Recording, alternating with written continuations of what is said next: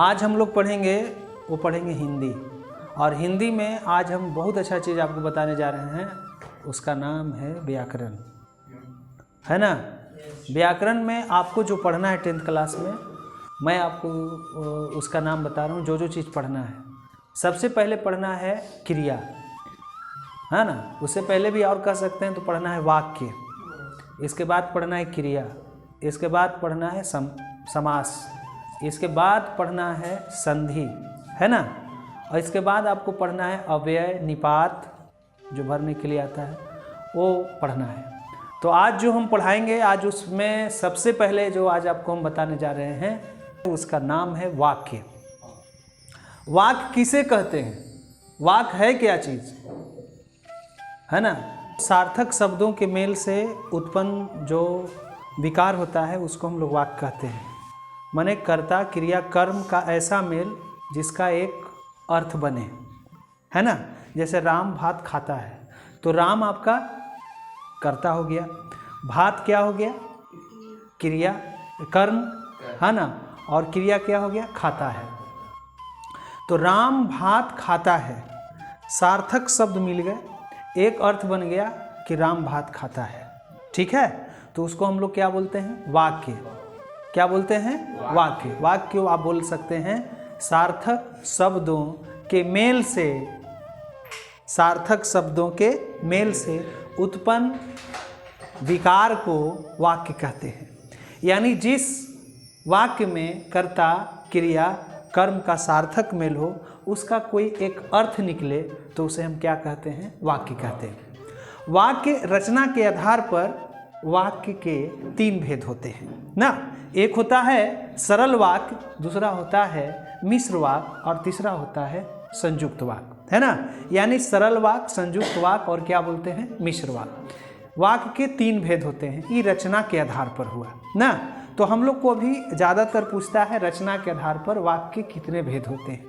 एक होता है सरल वाक्य और दूसरा होता है संयुक्त वाक्य और दूसरा होता है मिश्र वाक्य। आगे पीछे बोल सकते हैं, कोई दिक्कत नहीं, लेकिन सरल, संयुक्त और मिश्र। तो अब सरल वाक्य को हम कैसे पहचानेंगे कि वो सरल वाक्य है? जिस वाक्य में एक कर्ता, एक कर्म और एक क्रिया, यानी एक कर्ता, एक क्रिया, एक कर्म पाया जाता है, तो उसको हम लोग बोलते हैं सरल वाक्य।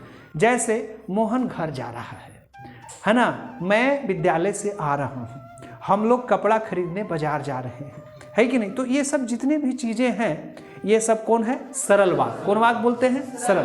क्यों? क्योंकि इसमें राम एक है ना। राम भात खाता है, तो राम कर्ता, है ना, भात कर्म और खाता है क्रिया, सब इकट्ठो है, इसलिए कौन वाक्य है? सरल वाक्य। कौन वाक्य है? सरल। अब ध्यान देना, संयुक्त वाक्य किसको बोलते हैं?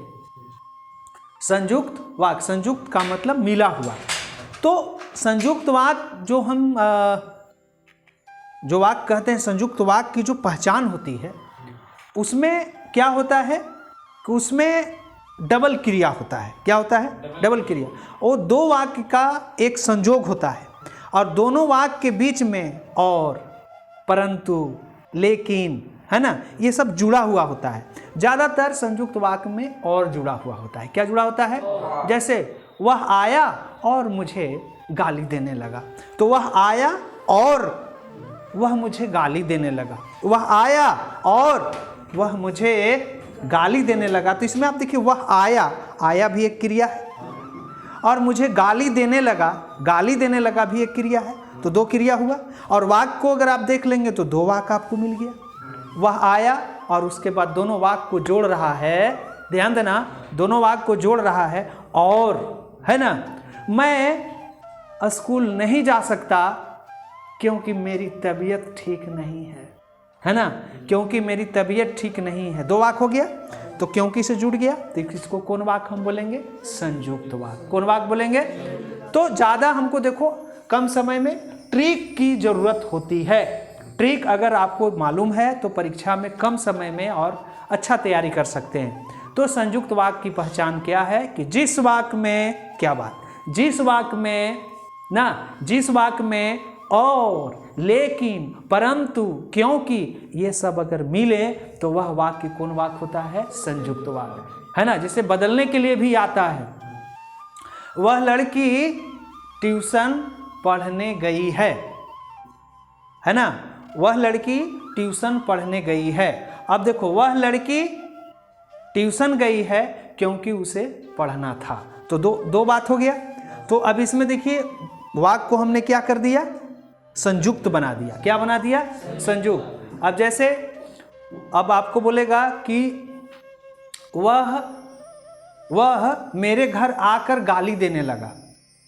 ध्यान दीजिएगा, वह मेरे घर आकर गाली देने लगा। इसको आप संयुक्त वाक्य में बदलिए। वह मेरे घर आया, है ना, उसने मेरे क्या है, आप ऐसा बना सकते हैं, वह मेरे घर आया और वह मुझे गाली देने लगा। तो और लगा के बना दिए, तो कौन वाक्य हो गया आपका, संयुक्त। तो आप मोटी तौर पे आप यही समझ लो कि जिस वाक्य में और मिल जाए वह वाक्य संयुक्त कहलाए, है ना। जिस वाक्य में लेकिन मिल जाए, जिस वाक्य में क्योंकि मिल जाए, जिस वाक्य में परंतु मिल जाए, परंतु लेकिन और मिल जाए, वह वाक्य संयुक्त वाक्य कहलाए। वह वाक्य कौन वाक्य कहलाता है, संयुक्त वाक्य कहलाता है। और लेकिन परंतु से जुड़ने वाला दो वाक्य संयुक्त वाक्य कहलाता है। ठीक है, कौन वाक्य कहलाता है, संयुक्त वाक्य कहलाता है। आपने सीखा सरल वाक्य, सरल वाक्य किसे कहते हैं, सरल वाक्य उसे कहते हैं जिसमें एक कर्ता, एक क्रिया और एक कर्म हो, तो वह सरल वाक्य होता है। जैसे वह घर गया है, वह ट्यूशन गया है, हम लोग किताब खरीदने बाजार जा रहे हैं, है कि नहीं, हम लोग किताब खरीदने दुकान जा रहे हैं, हम लोग सब्जी लाने बाजार जा रहे हैं। ये सब जितने भी वाक्य आपको देखने को मिल रहा है, ये सभी वाक्य सरल वाक्य है कि नहीं। और जिस वाक्य में, है ना, और किंतु परंतु लेकिन क्योंकि अगर मिल जाए और दो वाक्य जुड़े हुए हैं, तो वह वाक्य कौन वाक्य होगा, संयुक्त वाक्य होगा, है कि नहीं। जैसे शिक्षक मेरे वर्ग में आए और मुझे, है ना, और हम लोगों को पढ़ाने लगे। तो और जब आ गया तो हम समझ जाएंगे कि कौन सा वाक्य है। तो आपसे पूछेगा, कैसे पूछेगा, है ना, लड़के मैदान गए, लड़के क्या है, मैदान में क्या है, क्रिकेट खेल रहे हैं। लड़के मैदान में क्रिकेट खेल रहे हैं वाक्य का उदाहरण है। सरल वाक्य, संयुक्त वाक्य, मिश्र वाक्य, इनमें से कोई नहीं, तो सरल वाक्य है। क्यों? क्योंकि इसमें न और मिला, न लेकिन मिला, न क्योंकि मिला, न कोई जोड़ने वाला कोई संयोजक शब्द मिला, कोई नहीं मिला, इसलिए कौन वाक्य हो गया, सरल वाक्य। कोई दिक्कत? अब जो सरल वाक्य समझ गए, संयुक्त वाक्य में, है ना, वह स्कूल गया और शिक्षक को भली बुरी सुनाने लगा। अब आप समझ लीजिए कि वह स्कूल गया और शिक्षक को भली बुरी सुनाने लगा। कौन वाक्य हो गया ये, संयुक्त वाक्य। और कैसे पकड़ लिया आपने, और आ गया, वेरी गुड, बहुत बढ़िया। अगर आप समझो तो फिर मजा आ जाए, है कि नहीं। अब एक वाक्य बच रहा है, उस वाक्य का नाम है मिश्र वाक्य। ये सब देखो इंपॉर्टेंट क्वेश्चन है, आप सुना इसलिए मैं दे रहा हूं कि रटने से कुछ होगा नहीं, है ना। आपको तो मैं पूरी ग्रामर अभी आपको समझा देंगे, पूरी व्याकरण समझा देंगे, आप बहुत बेहतर तरीका से समझ सकोगे, है ना। बी हिंदी और ए हिंदी का व्याकरण मैं समझा दे रहा हूँ, और इसको हम यूट्यूब पे भी आपको डाल देंगे आप लोगों के लिए। अगर वैसे जो मेरा यूट्यूब साइट पे जाएगा वो देख करके समझ सकता है बहुत ईजी तरीके से घर पे, ठीक है। अब आगे क्या है, मिश्र वाक्य। मिश्र वाक्य की पहचान क्या है, मिश्र वाक्य जो होता है वो भी उसमें दो उपवाक्य होते हैं। क्या होते हैं, दो उपवाक्य, और उसका जो संयोजक जो शब्द होता है, उसका संयोजक शब्द कहीं कहीं कुछ भी नहीं रहता है। उसका एक पहचान जो होता है, एक वाक्य खत्म हुआ, एक छोटा सा कोमा लगा देगा, इसके बाद दूसरा वाक्य आपको बोल देगा, है ना। जैसे उसने कहा मैं ट्यूशन नहीं जाऊंगा, तो इसमें कोई संयोजक शब्द नहीं लगा हुआ है, लेकिन कहा जो उसने कहा, और कोमा लगा देगा यहाँ पे, उसने कहा मैं ट्यूशन नहीं जाऊंगा, उसने कहा मैं आज स्कूल नहीं जाऊंगा, तो इसमें कोई संयोजक शब्द नहीं है, है ना। लेकिन उसमें 2 शब्द है, 2 उपवाक है कि नहीं? अब उसमें 2 उपवाक होता है। अब देखिए, एक होता है प्रधान और दूसरा होता है आश्रित। क्या होता है? एक प्रधान होता है और एक क्या होता है? आश्रित होता है। अब आश्रित क्या? उसने कहा, अब बोल करके छोड़ दो, है ना? अब उसने कहा, ये तो प्रधान है, लेकिन उसमें आश्रित कौन है? उसने आश्रित, उस पर आश्रित होने वाला कौन है? उसने कहा मैं स्कूल नहीं जाऊंगा, तो मैं स्कूल नहीं जाऊंगा, वो कौन वाक हो गया? आश्रित। और इसके बीच में कोई संयोजक शब्द नहीं है, लेकिन यह मिश्र वाक है। अच्छा, कहीं कहीं मिश्र वाक के लिए की भी एक शब्द है। जैसे उसने कहा कि मैं तुम्हारे घर नहीं आऊंगा, तो कोमा हटाया, उसके जगह पर की डाल दिया। तो इसका एक ही पहचान है, या तो की रहेगा नहीं तो कोमा रहेगा, या तो की रहेगा नहीं तो कोमा रहेगा। तो आप क्या समझ लोगे?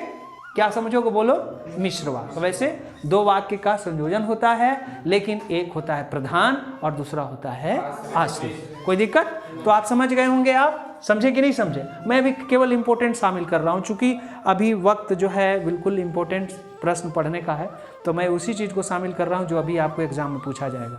एकदम गारंटी के साथ पूछेगा, चैलेंज के साथ पूछेगा। मैं आपको दावे के साथ कह सकता हूँ कि पूछेगा। मैं आपको बता दे रहा हूँ, और बहुत सिंपल हो जाएगा।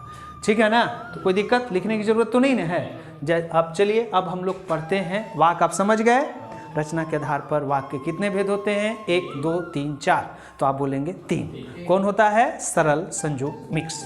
सरल वाक किसे पकड़ेंगे? तो मैं बता दिया, जिसमें एक कर्ता क्रिया कर्म हो, सरल वाक हो गया। जिसमें 2 वाक्य जुड़े हों, जिसमें और, परंतु, किंतु, लेकिन अगर लगा हो, तो उसमें कौन सा वाक हो गया? संयुक्त वाक। और मिश्र वाक कौन है? जिसमें एक वाक खत्म, 2 वाक होते हैं, एक आपका प्रधान, दूसरा होता है आश्रित, और दोनों वाक के बीच में या तो कोमा नहीं तो की होता है ना? जैसे उसने कहा कि मैं घर नहीं जाऊंगा, उसने कहा कि मैं आज ट्यूशन नहीं जाऊंगा, उसने कहा कि मैं परीक्षा नहीं दूंगा, उसने कहा कि मैं तुम्हें, है ना, क्या मैं तुम्हें पीटूंगा, वगैरह वगैरह। अनेकों इसके एग्जाम्पल है, अनेकों इसके उदाहरण है, बना सकते हैं। वाक हो गई आपकी खत्म। अब हम आपको लेते हैं दूसरा, जिसका नाम है क्रिया।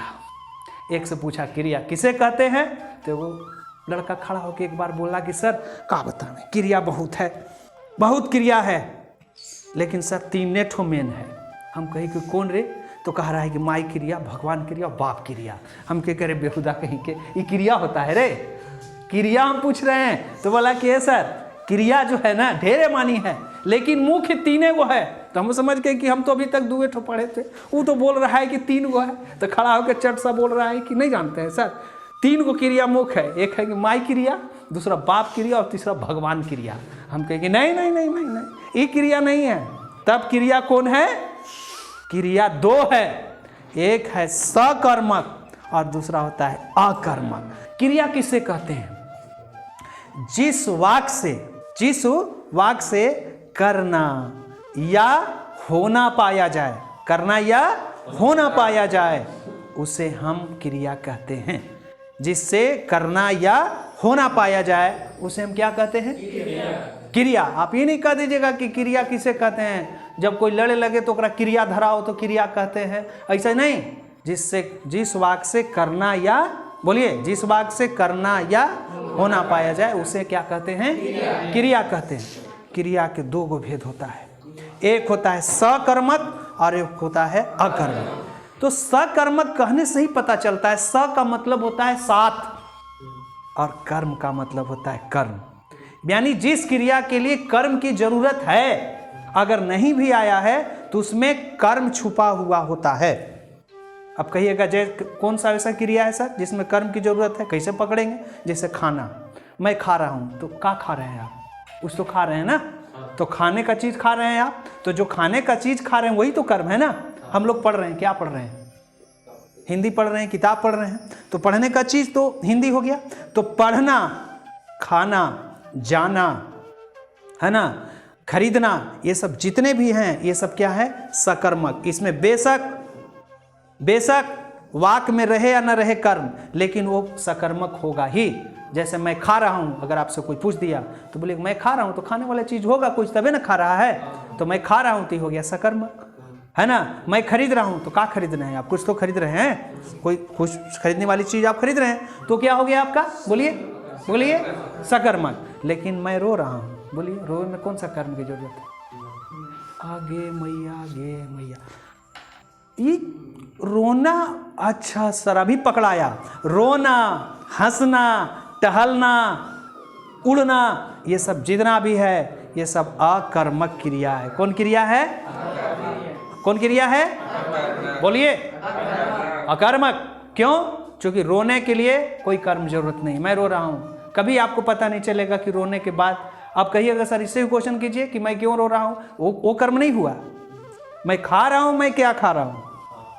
खाने की चीज़ होनी चाहिए। मैं खरीद रहा हूँ, मैं क्या खरीद रहा हूँ? यही सब क्रिया को हम लोग बोलते हैं सकर्मक। लेकिन अब आपको समझना है कि कौन अकर्मक कौन सकर्मक। जैसे चिड़िया आकाश में उड़ रही है, क्रिया का उदाहरण है, तो अकर्मक है ना। मोहन टहल रहा है, अकर्मक। रीना सो रही है, अकर्मक। लेकिन रीना खा रही है ना। रीना पढ़ रही है, सकर्मक। रीना क्या है? रीना कुछ और बोलिए। रीना जा रही है, ये सब क्या है? सकर्मक। जाना, पढ़ना, लिखना, खरीदना, जैसे आदि कर देते हैं, बहुत और भी हैं आदि, ये सब क्या है? लेकिन हंसना, रोना, टहलना, सोचना, ये भी क्रिया है लेकिन अकर्मक है। कोई दिक्कत? उड़ना, ये सब भी आपका कर्मक है, तो क्रिया भी आपका खत्म हो गया। ठीक है। अब होता है उपसर्ग किसे कहते हैं? उपसर्ग, हालांकि ये क्वेश्चन बी हिंदी का है, लेकिन आप बी पढ़ रहे हैं तो थोड़ा सा हमको इसको भी समेटना जरूरी है, क्योंकि व्याकरण का चीज है। उपसर्ग किसे कहते हैं? उपसर्ग वह होता है जो किसी भी शब्द के पहले लगकर उसका अर्थ को बदल देता है। उपसर्ग होते हैं 22। प्र, प्राय, अप, सम, निस, दुस, दूर, वी, वा, अधि, अभि, अपि, अमि, मतलब कितने होते हैं? 22। कितने उपसर्ग हैं? 22। प्र, प्रा, अप, सम, निस, दुस, दूर, वी, वा, अधि, अपि, अभि, अमि, मैंने बोलते जाइए। इसका 22 है उपसर्ग। कितने उपसर्ग हैं इसके? 22 उपसर्ग हैं। और 22 उपसर्ग का काम क्या है? किसी भी शब्द के पहले लग जाएगा, ओकर अर्थे चेंज कर देगा। जैसे कार, कार एक शब्द है, वो कार एक शब्द है ना भाई। कार, कार कोई चीज का नाम है, गाड़ी है, वाहन है, उसमें पर आप जोड़ दीजिए, का बन गया? कार था पर कार बना दिया वो, है ना। अब देखिए लिखा हुआ है, और कोई भी चीज आप बोलिए। मान, मान एक शब्द है, उसमें अभी आप जोड़ दीजिए, है ना। तो आपसे कैसे पूछेगा वहाँ सवाल? सवाल पूछेगा कि अभिमान में उपसर्ग है, अ है, प्र है, अभी है, अपि है, अमी है, तो कौन है इसमें? उपसर्ग पहले लग के अर्थ बदलता है, प्रत्यय बाद में लग के, किसी भी शब्द के बाद में लगता है, किसी भी शब्द के अंत में लगता है। शब्द के अंत में लगकर जो अर्थ बदल दे वो प्रत्यय हो गया, हिंदी प्रत्यय। ऐसे संस्कृत प्रत्यय का भी परिभाषा है, वही है प्रत्यय। प्रत्यय हमेशा किसी भी शब्द के अंत में बोलो लगता है और उसका अर्थ को, जैसे बल, बलवान, बलवान, वान, पढ़ा आकू, पढ़ाकू, पढ़ाकू, पढ़ा आकू, पढ़ा आकू, आकू, आकू क्या है? ये प्रत्यय है। क्या है ये?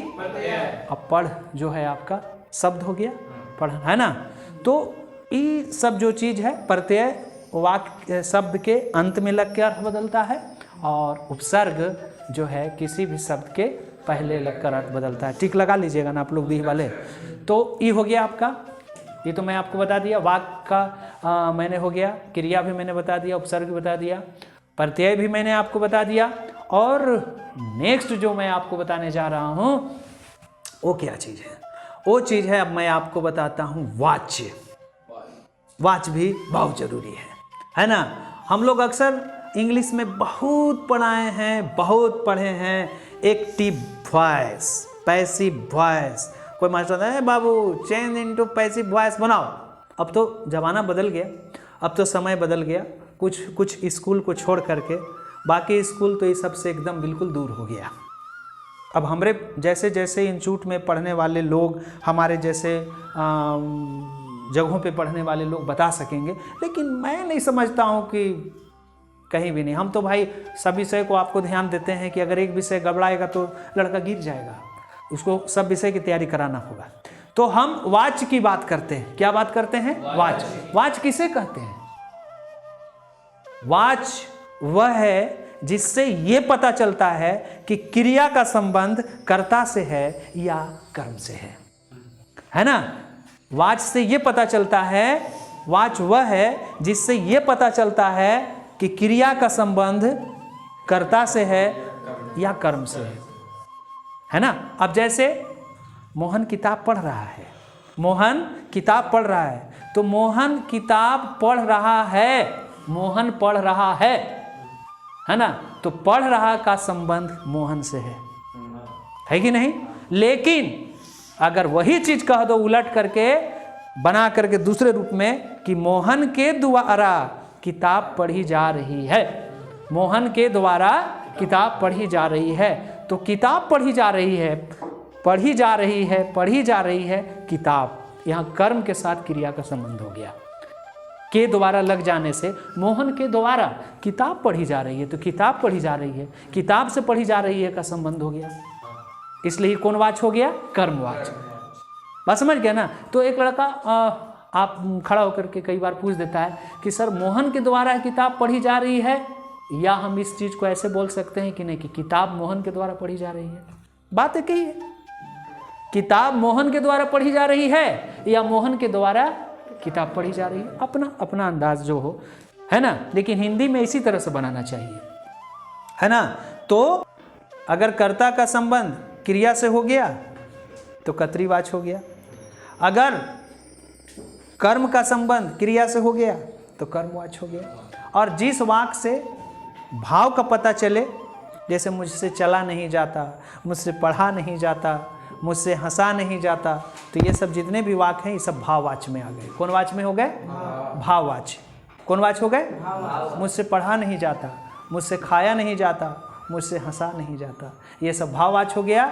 लेकिन मोहन के द्वारा किताब पढ़ी जा रही है, मोहन के द्वारा किताब पढ़ी जा रही है, कर्मवाच हो गया। और मोहन किताब पढ़ रहा है, कर्तृवाच हो गया, है ना।